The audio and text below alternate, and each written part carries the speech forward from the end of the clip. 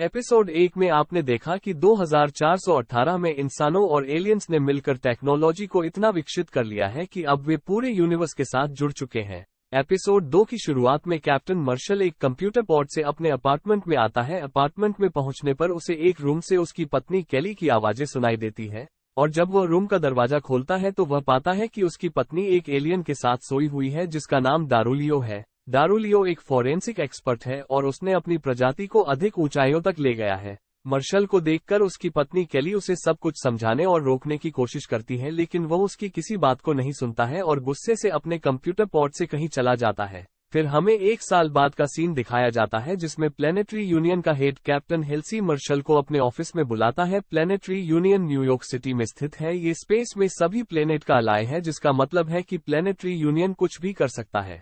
Captain Halsey martial को उसकी पिछले साल की प्रोग्रेस में गिरावट के बारे में बताता है। मार्शल कैप्टन हेल्सी को ये समझाने की कोशिश करता है कि वह पिछले 1 साल से अपनी पत्नी से हो रहे डिवोर्स से होकर गुजर रहा था, इसलिए उसकी प्रोग्रेस में थोड़ी गिरावट आई है, लेकिन वह अब से और मेहनत करके अपनी उपलब्धियों को हासिल करेगा। फिर कैप्टन हेल्सी उसे एक ऑफर देता है कि अगर वह चाहे तो 3000 कर्मचारियों के एक बहुत बड़े शिप दी ओवल का कैप्टन बन सकता है और अपनी प्रोग्रेस को सही कर सकता है। मार्शल तुरंत ऑफर को स्वीकार करता है और अर्थ के सबसे अच्छे पायलट मेलोए के साथ अर्थ की परिक्रमा कर रहे यूनियन डॉकयार्ड के लिए उड़ान भरता है। वहां पर पहुंचने पर वह विभिन्न प्रजातियों से मिलता है और सभी को अपना परिचय उनके नए कैप्टन के रूप में देता है। इसके बाद वो कुछ मुख्य प्रजातियों से मिलता है और उनका परिचय लेता है। सबसे पहले अलारा किटन अपना परिचय देती है जो ज़ालायन प्लेनेट से है। ज़ालायन प्लेनेट पर बहुत अधिक ग्रेविटी है, जिसके कारण से उसका शरीर और लोगों के मुकाबले अधिक मजबूत और ताकतवर है। फिर अगला परिचय नेविगेटर जॉन लेमर देता है जो अर्थ का ह्यूमन ऑफिसर है। फिर अगला बॉटस है जो एक मोकलन प्रजाति है जो मोकलस प्लेनेट से है। मोकलन एक ऐसी प्रजाति है जिसमें सिर्फ मेल ही पाए जाते हैं, जिसका मतलब है कि उनकी प्रजाति में कोई फीमेल नहीं है। फिर अगला परिचय medical chief officer lieutenant commander Claire Finn देती है और आखिरी साइंस और इंजीनियर ऑफिसर आइजक देता है जो एक आर्टिफिशियल लाइफ फॉर्म्स है जो काइलॉन प्लैनेट से है। फिर अगले सीन में कैप्टन हेल्सी मार्शल से मिलता है और उसे उसका मिशन बताता है। उनका मिशन एप्सिलॉन साइंस स्टेशन को सप्लाईज पहुंचाना है। Epsilon science station planetary union का एक रिसर्च सेंटर है और वहां पर साइंटिस्ट अपने प्रयोग करते हैं। जाने से पहले कैप्टन हेल्सी मार्शल को उसके पहले काम की शुभकामनाएं देता है। फिर दी ओवल शिप यूनियन डॉकयार्ड से निकलता है और अपनी यात्रा शुरू करता है। यात्रा के दौरान अलारा किटन को उनके एक नए अधिकारी को लेने का मैसेज मिलता है जो अगले स्पेस स्टेशन पर उनका इंतजार कर रही है। जब अलारा ये बात मार्शल को बताती है तो मार्शल पूछता है कि नया अधिकारी कौन है, जिस पर अलारा बताती है कि नया अधिकारी केली ग्रेसन है, जिसका पिछले साल मार्शल के साथ डिवोर्स हो गया था। केली ग्रेसन का नाम सुनते ही हड़बड़ी में वह कैप्टन हेल्सी को कंप्यूटर पर बुलाता है और उसकी पूर्व पत्नी केली के लिए अपनी नाराजगी जाहिर करता है, जिस पर कैप्टन हेल्सी बताता है केली के कार्य करने के तरीके तुम्हारे साथ फिट बैठते हैं, इसलिए तुम्हें ना चाहते हुए भी केली के साथ काम करना पड़ेगा। अगले सीन में केली ग्रेसन ओवल शिप पर आती है और मार्शल के ऑफिस में जाती है। वो उनके रिश्ते को लेकर माफी मांगती है, लेकिन जल्द ही उनकी बातचीत झगड़े में बदल जाती है और केली वहां से चली आती है। फिर वो मेलोय से मिलती है और उसे उम्मीद है कि भविष्य में भी मेलोय और मार्शल अच्छे दोस्त ही रहेंगे।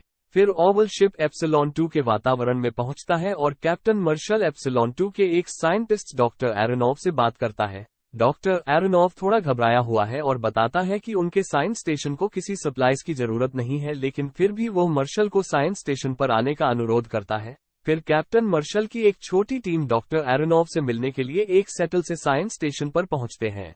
टीम में केली, डॉक्टर क्लेयर और अलारा शामिल है। वहां पर पहुंचने पर वे डॉक्टर एरोनॉव से मिलते हैं जो उन्हें उनका एक एक्सपेरिमेंट दिखाता है। वह मार्शल को एक पेड़ का बीज देता है और बताता है कि ये बीज किसी भी वातावरण में एक पेड़ के रूप में उग सकते हैं। फिर वह मार्शल की टीम को दूसरे कमरे में ले जाता है जहां पर उसके साइंटिस्ट्स ने क्वांटम एक्सेलरेटर नामक डिवाइस की खोज की है। इस डिवाइस से समय को आसानी से कई गुना बढ़ाया जा सकता है। फिर डॉक्टर एरोनॉव की सहायक क्वांटम एक्सेलरेटर का एक टेस्ट देती है। वो उस डिवाइस की मदद से एक केले की उम्र को पल भर में 100 साल बढ़ा देती है। ये देखकर अलारा कहती है कि यह डिवाइस वैज्ञानिक उपकरण से कहीं बढ़कर इसका प्रयोग एक हथियार के रूप में कर सकते हैं। तभी एक लैब टेक्नीशियन अपनी बंदूक दिखाते हुए क्वांटम एक्सेलरेटर की मांग करता है। ये तकनीशियन डेरिक एस्टन एक अंडरकवर स्पाई क्रिल सोल्जर है जो क्रिल ग्रह से है। उनकी प्रजाति को आक्रामक प्रजाति के रूप में जाना जाता है। वो क्रिल सोल्जर को साइंस स्टेशन पर छापा मारने के लिए बुलाता है। तभी अलारा क्रिल सोल्जर डेरिक को किसी चीज से टक्कर मारती है और उसे अपने कब्जे में ले लेती है। फिर डॉक्टर एरोनॉफ क्वांटम एक्सेलरेटर को अपने साथ लेकर टीम के साथ सैटल की तरफ जाने लगता है, लेकिन तभी बाहर क्रिल सोल्जर्स उन पर हमला कर देते हैं। उधर ओवल शिप पर बॉटिस और मेलॉय को हमले के बारे में पता चलता है और वे तुरंत क्रिल शिप पर हमला करके उनका ध्यान भटकाते हैं। इस बीच कैप्टन मार्शल और डॉक्टर एरोनॉफ टीम के साथ किसी तरह से सैटल तक पहुंचते हैं और ओवल शिप के लिए उड़ान भरते हैं, लेकिन एक क्रिल सोल्जर भी उनके सैटल पर आ जाता है और अपना बंदूक दिखाते हुए क्वांटम एक्सेलरेटर को उसे देने के लिए कहता है। लेकिन तभी मार्शल अचानक से सैटल का एक बटन दबाता है, जिससे सैटल पर एक झटका लगता है और क्रिल सोल्जर सैटल से टकराकर बेहोश हो जाता है और अब उनका सैटल भी ओवल शिप पर पहुंच जाता है। लेकिन तभी क्रिल सोल्जर अपने शिप से ओवल शिप पर एक जोर का हमला करते हैं, जिससे ओवल को बहुत क्षति पहुंचती है और अब उसमें इतनी ताकत नहीं है कि वो क्रिल शिप के आगे टिक सके। फिर हमें दिखाया जाता है कि क्रिल शिप का कैप्टन वर्चुअल कम्युनिकेशन के माध्यम से कैप्टन मार्शल से बात करता है और धमकी देते हुए कहता है कि अगर उसने क्वांटम एक्सेलरेटर उसको नहीं दिया तो वह पूरे ओवल शिप को नष्ट कर देगा। मार्शल के पास कोई और रास्ता न होने पर वह क्वांटम एक्सेलरेटर को उसे देने के लिए मान जाता है, लेकिन तभी कैली को एक सुझाव आता है और वो क्वांटम एक्सेलरेटर में उस पेड़ के बीज को रख देती है जिसे डॉक्टर एरोनॉफ के सहयोगियों ने बनाया था, और उसके बाद उसे एक सैटल से क्रिल शिप पर भेजा जाता है। जब वो क्वांटम एक्सेलरेटर क्रिल शिप पर पहुंच जाता है तो मार्शल उसे एक्टिवेट करता है, जिससे पल भर में ही वो बीज एक विशाल पेड़ में बदल जाता है और पूरे क्रिल शिप को नष्ट कर देता है। लड़ाई खत्म होने के बाद कैली मार्शल के ऑफिस में आती है और बताती है कि अब वह ओवल शिप से दूसरे शिप पर जा रही है, लेकिन मार्शल ये कहते हुए केली को ओवल शिप पर रहने का अनुरोध करता है कि उसकी वजह से ही आज कई लोगों की जान बच पाई है।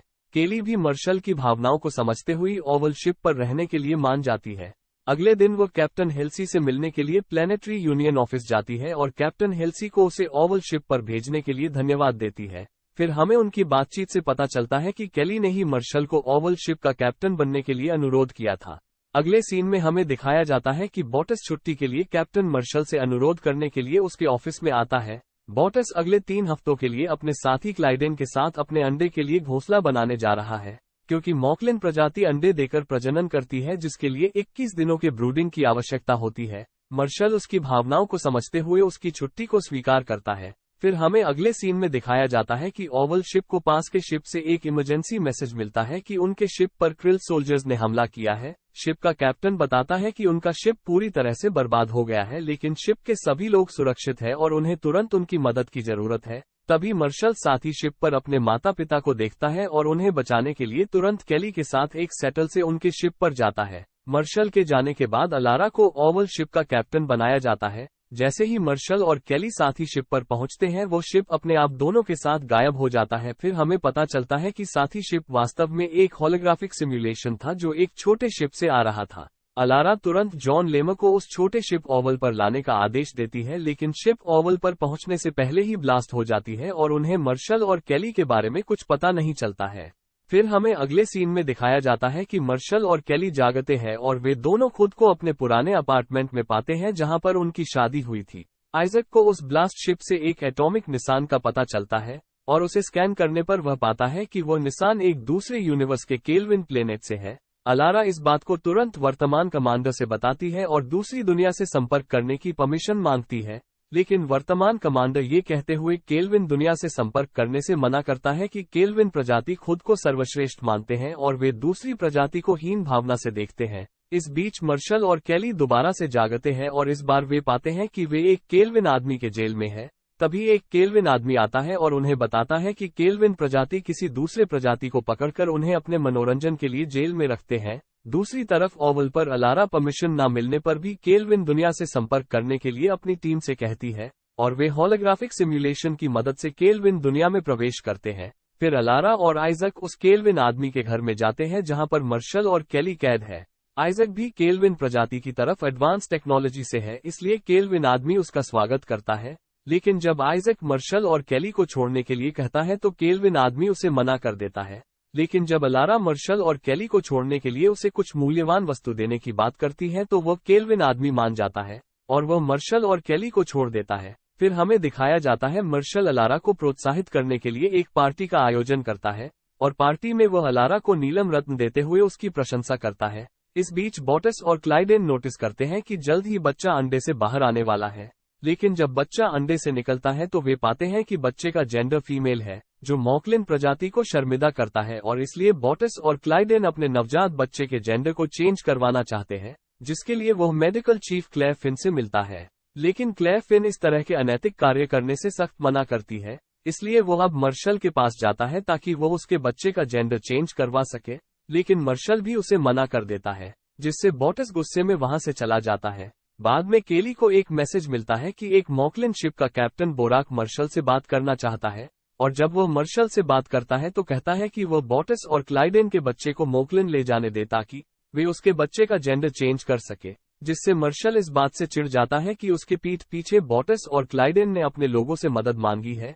फिर वो इस बात के लिए बॉटिस को कई फटकार लगाता है कि वह जबरदस्ती अपने बच्चे के जेंडर को चेंज करवाना चाहता है, और वो कैप्टन बोराक के कॉल को कट कर देता है। फिर शाम को मेलोय और जॉन लेमर बॉटिस के क्वार्टर पर जाते हैं और तीनों मिलकर वाइन के साथ रूडोल्फ यानी लाल नाक वाले हिरन को टीवी पर देखते हैं। रूडोल्फ की बदनाम नाक के बिना सांता अपनी यात्रा पूरी नहीं कर पाता है, जिससे उस दिन कोई क्रिसमस नहीं होता है। ये देखकर बॉटिस की सोच बदल जाती है और वो क्लाइडेन को भी जेंडर ना चेंज करने के लिए कहता है, लेकिन क्लाइडेन अपने बात पर अडिग है और वो कहते हुए उसे मना कर देता है कि फीमेल जेंडर का मॉकलिन प्रजाति में कोई स्थान नहीं है और वह अगर वहां गई तो वे लोग उसे मार देंगे। फिर अगले सीन में कैप्टन बोराक ओवल शिप पर आता है और बॉटिस और क्लाइडेन के बच्चे को अपने साथ ले जाने के लिए कहता है, लेकिन तभी बॉटिस उठता है और कैप्टन बोराक को मॉकलिन के कुछ नियम याद दिलाते हुए एक सही फैसले की मांग करता है, जिसे कैप्टन बोराक मान जाता है। बॉटिस केली को अपना वकील चुनता है क्योंकि केली ने 2 वर्षों तक वकालत की पढ़ाई की है और उसे वकालत के सभी नियम पता है। फिर वे मुकदमे के लिए मोकलिन प्लेनेट पर जाते हैं। वहां पर क्लाइडेन का वकील बताता है कि अगर यह बच्चा एक लड़की बनकर रहेगा तो वह शारीरिक और मानसिक रूप से कमजोर हो जाएगी, जिससे उसे मॉकलिन समाज में कोई स्थान नहीं दिया जाएगा। दूसरी तरफ केली अपना पक्ष रखते हुए अलारा को बुलाती है, जो अपने ताकत का प्रयोग करके एक ठोस ब्लॉक को गोले में बदल देती है, जो ये दिखाने की कोशिश है कि महिलाएं पुरुषों की तुलना में कमजोर नहीं है, बल्कि उनसे अधिक ही ताकतवर है। फिर केली मेलोय को बुलाती है और उससे कई सारे सवाल पूछती है, जिसमें से मेलोय कुछ ही सवालों का जवाब देने में सामर्थ्य है, जो ये प्रदर्शित करता है कि महिला हो या पुरुष, जो जितना अभ्यास करेगा उतना ही ताकतवर और बुद्धिमान बनेगा। तभी अचानक मार्शल वकालत से चुपचाप बाहर आ जाता है और आइजक को अपनी तकनीकी से मोकलिन प्लेनेट को स्कैन करने के लिए कहता है। प्लेनेट को स्कैन करने पर उन्हें एक वीरान पर्वत से जीवन के संकेत मिलते हैं, जिससे मार्शल तुरंत जॉन लेमर और अलारा के साथ पर्वत पर जाता है। वहां पर उन्हें एक मॉकलिन महिला मिलती है और वे उसे लेकर सीधे वकालत में पहुंचते हैं। मॉकलिन महिला गवाही देती है कि वह पूरी तरह से एक महिला है और उसके माता पिता ने उसे पाला है।